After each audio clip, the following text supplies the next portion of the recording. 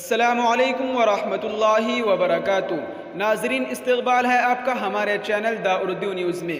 تحفظ ایمان و ختم نبوت کانفرنس سے مہتمم دارالعلوم دیوبند مفتی ابوالقاسم نعمانی صاحب کا خطاب۔ ناظرین، آپ کو بتاتے چلے کہ گزشتہ دنوں کرناٹک کے ضلع رائچور کے مانوی شہر میں مجلس تحفظ ختم نبوت ضلع رائچور کی جانب سے دن بدن بڑھ رہے فتنہ ارتداد اور عقیدہ ختم نبوت پر ہونے والے حملوں کے خلاف ایک مستحکم پیغام دینے اور دین حفاظت کا عزم مصمم کرنے کے لیے ایک عظیم الشان تحفظ ایمان و ختم نبوت کانفرنس منعقد کی گئی، جس کی صدارت عالم اسلام کی عظیم المرتبت شخصیت ام المدارس دارالعلوم دیوبند کے محتمم و شیخ الحدیث امیر ملت حضرت مولانا مفتی ابوالقاسم نعمانی صاحب مقدس الروح نے فرمایا۔ قادریہ امپیریل گارڈن فنکشن ہال سے متصل میدان میں منعقدہ اس کانفرنس سے صدارتی خطاب کرتے ہوئے حضرت نے فرمایا کہ اس وقت امت مسلمہ کئی جہاد سے اور بالخصوص دینی و ایمانی اعتبار سے بہت ہی صبر آزما اور پریشان کن حالات سے گزر رہی ہے۔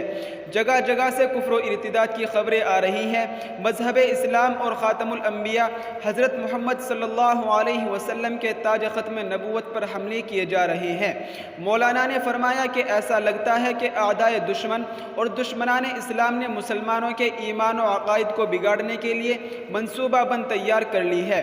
مولانا نے فرمایا کہ قادیانیت، شکیلیت، گوہر شاہیت، ویازیت، غامدیت، انجینئر علی مرزا وغیرہ جیسے ایمان سوز خطرناک فتنے دن بدن رونما ہو رہے ہیں، جو انحائے عالم میں بھیس بدل بدل کر دین مصطفیٰ اور حریم ختم نبوت کو مجروح کرنے کی ناپاک کوشش میں لگے ہوئے ہیں۔ لہٰذا ہماری ذمہ داری ہے کہ ہم ان گمراہ کن فتنوں کا بھرپور تعاقب کریں اور امت مسلمہ کے دین و ایمان اور عقیدہ ختم نبوت کی حفاظت کریں۔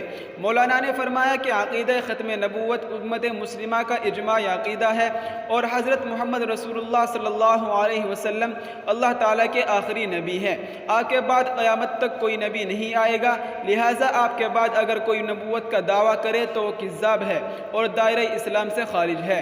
مولانا نعمانی نے فرمایا کہ ہر زمانے میں ہر ایک معاملے پر اختلاف پایا جانا فطری ہے، اسی طرح مسلکی اختلافات بھی ہیں، لیکن اس کو مخالفت کا ذریعہ نہ بناتے ہوئے فروغ دین اور دین احکام پر عمل کے لیے ہر ایک کو کمر بستہ ہونے کی ضرورت ہے اور عقیدہ ختم نبوت کے مسئلے پر پوری امت متحد ہے۔ مولانا نعمانی نے فرمایا کہ آج ہمیں اولاد کی دنیاوی فکر اور آخری وقت بھی یہی فکر لاحق ہوتی ہے کہ میرے بچوں کا مستقبل کیسا ہوگا، لیکن کسی کو ایمانی و دینی فکر نہیں ہوتی ہے، جبکہ بچوں کو دینی تعلیم و تربیت اشد ضروری ہے۔